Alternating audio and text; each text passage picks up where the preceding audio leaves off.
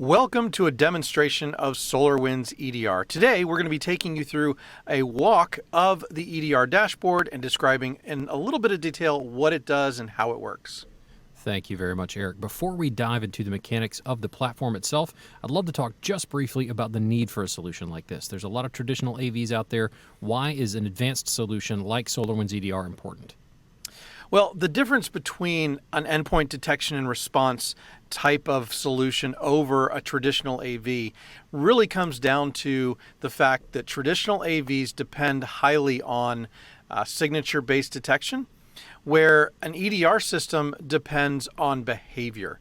And yes, I know that some of the traditional AVs include behavioral engines, but they don't include multiple behavioral engines. And a lot of times they only monitor the process that executes and not the processes that it might spawn. And typically it only monitors them for a limited period of time. So by monitoring the entire process and any spawned processes, it has a better chance of catching those non-traditional types of malware. Fantastic. Thanks so much for the background information. And let's look a little bit at the dashboard here itself. So when you first log in, you'll notice I've got a bunch of interactive widgets here at the top of my screen, if active threats and threats mitigated, these types of things. So anything that you want to drill into your dashboard, you can do so quickly and efficiently here. Now, we should talk about the distinctions between some of this terminology here in the product. An active threat is a bit more dangerous. That's something that is ongoing right now, but you can see a number have already been mitigated, and you see the color coding there accordingly. Now, here on the bottom of the screen, you'll see a list of unresolved detections. The term unresolved here in the EDR product does not mean that something is in fact dangerous right now. It means that you haven't manually cleared it from a list, that's all. You'll notice that in this list, even though they're all unresolved, most have already been killed and quarantined. And I'm not worried about this one active threat because that's just some of our engineers toying around with a few things for testing. So since we already know what these are, we've got a general feel for the layout of the initial dashboard. Let's go ahead and we're going to navigate to the left of the screen to the Network tab, where we're going to go and have a look at our policy settings. Now we've navigated to the Network tab on the left-hand side of the screen, and we've selected Policy to go over our policy configuration. You'll see that you can deploy in one of two modes, Detect or Protect. Detect is simply, as it says, alerts only. It will take no action on your behalf, and Protect mode will take an action based on the Protect level that you specify here. You'll notice the first option is Kill and Quarantine. That is to stop and isolate any malicious process. Remediate will walk back any changes made by such a process, and Rollback is the furthest option that will actually leverage the local VSS on the device. We have wrapped, encrypted, protected that information, and we can simply restore anything that's been changed from those shadow copies. Essentially, this gives you the ability to undo ransomware in one click. Now, Eric, in your experience as an MSP, how does that rollback functionality compare to other solutions you've seen in the market? Well, rollback functionality is critical in today's world of ransomware, right?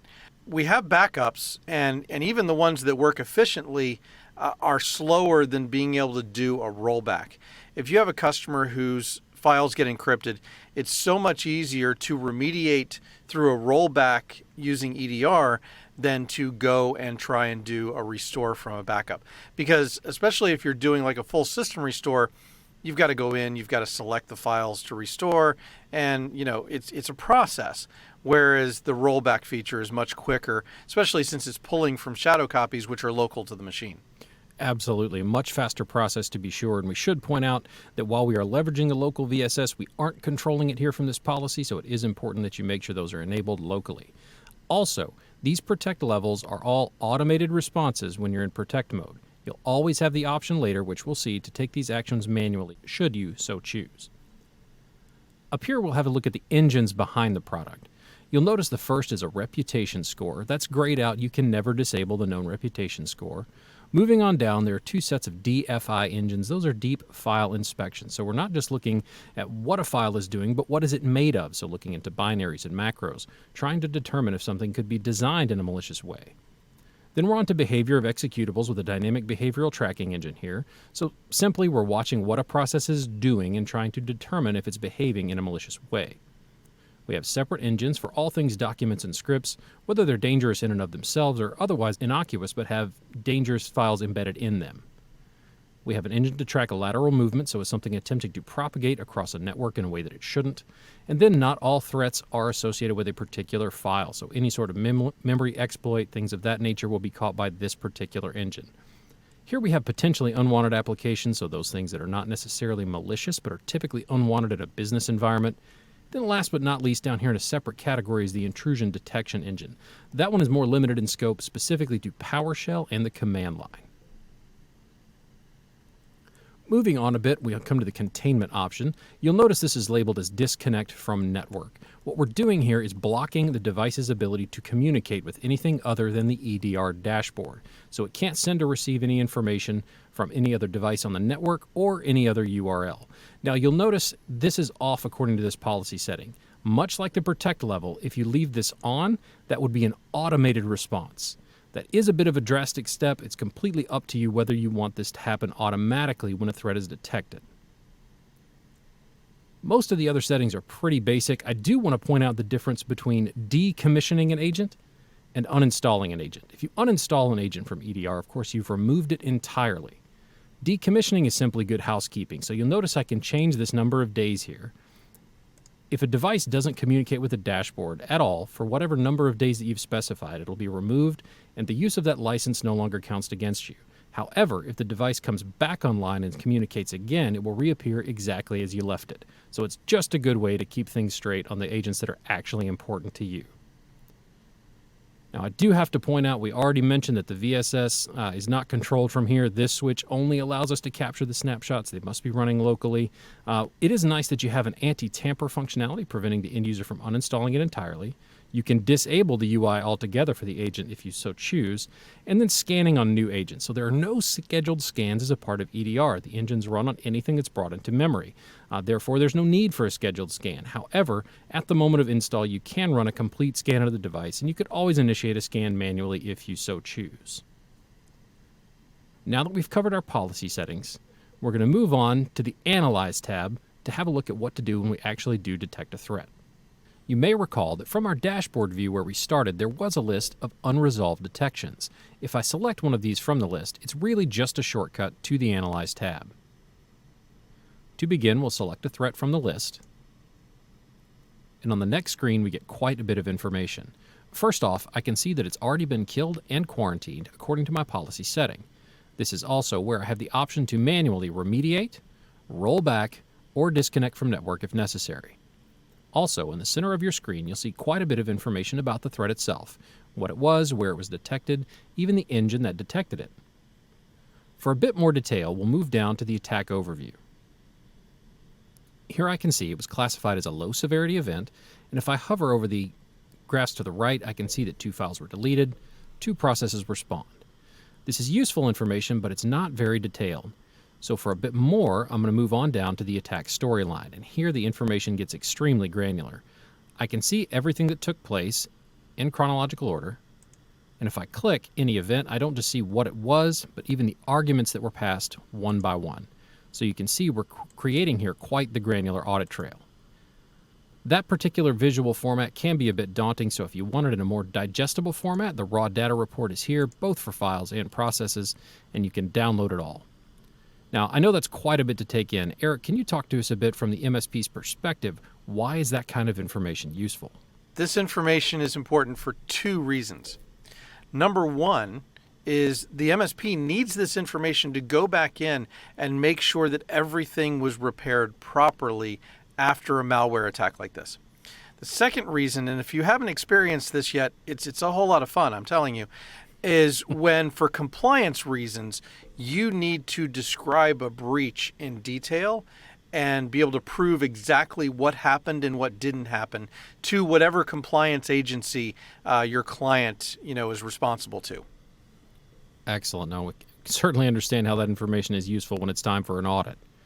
Well, once you're done dealing with the threat, so in this case, it's already been killed and quarantined. It didn't look to be anything too serious, so no need to remediate or rollback. Therefore, I'll just come up to the More option and mark the threat as resolved. Once I mark it as resolved, it disappears from the list. And that's your basic workflow. Simply take a look at the threat, decide what action you need to take, and then mark it as resolved.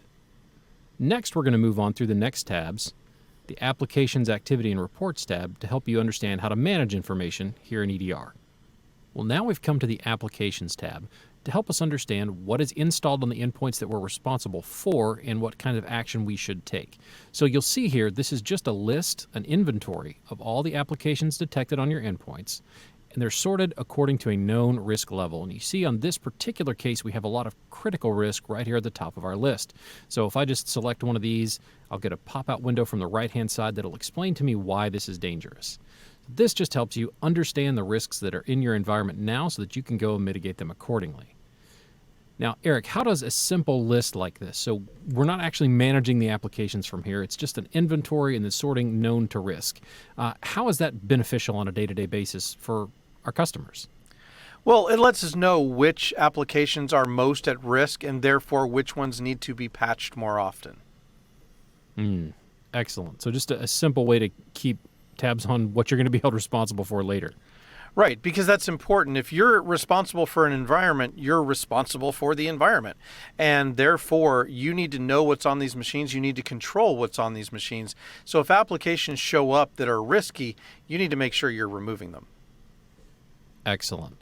Moving on then, we'll take a quick look at the Activity tab, and this is simply a way to audit all sorts of activity in the dashboard. So I can select a custom date range, and then according to all of these categories that you see here, I can either get a feel for what we've been doing in the dashboard, or what was detected and therefore how it was handled in the dashboard, all these types of things. Also, we have the Reports tab on the left. All reports are scheduled as report tasks. And you'll notice there are 5 stock reports that I can choose from. They can be run as a one-time or scheduled on the first of the month. If they're run as a one-time report, I can select a manual date range if I like. If it's scheduled report and comes out on the first, it'll always report on the previous 30 days. Now, Eric, could you speak just a little bit on the importance of having some kind of deliverable to put in front of your clients? Well, I think we've all heard the phrase that an MSP who's doing a great job is never seen by the customer. And so you have to remediate that somehow. You have to make sure that you are putting a deliverable in front of your customer that shows them the value of what you're providing for what you're billing them. Otherwise, there's going to be this change over time where they don't see you, they don't understand what you're doing, but they keep getting a bill from you. They're going to think that, they're going to evaluate whether or not they should be paying that bill when they have no problems, when in fact the reason they're having no problems is because they're paying that bill. Right. So just a bit of proof of your value as the provider. Well, that'll take us down to the Settings tab. Just a few options to consider here, and I'm going to get into one of my sites, and we're going to talk more about this hierarchical structure here in just a moment. But this gives you a few basic options, like whether you want a timeout or to integrate with the two-factor authentication. This is where you'll control all of your notification settings. You'll create your users. And in the integrations menu, you can do a few more advanced options, like if you have your own mail server and you want to control where these messages are coming from, you can push out your syslog or a single sign-on.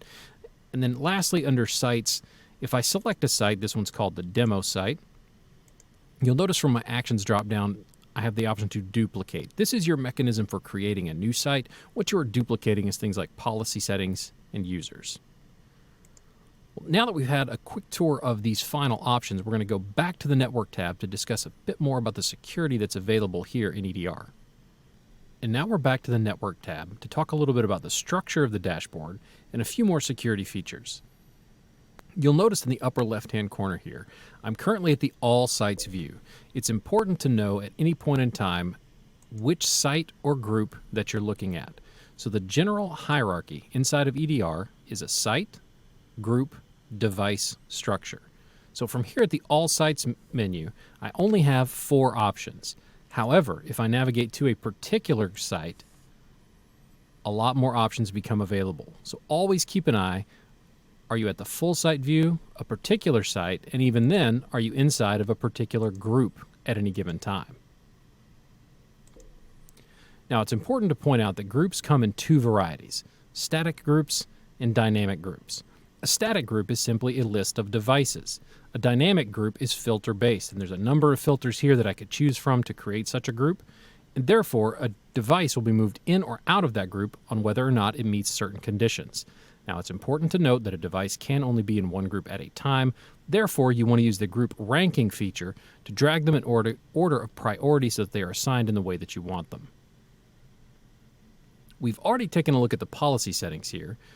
Do note that you can create custom exclusions for anything that you need, whether it's based on a hash, a path, signer identity, a file type, or even a particular browser if needed.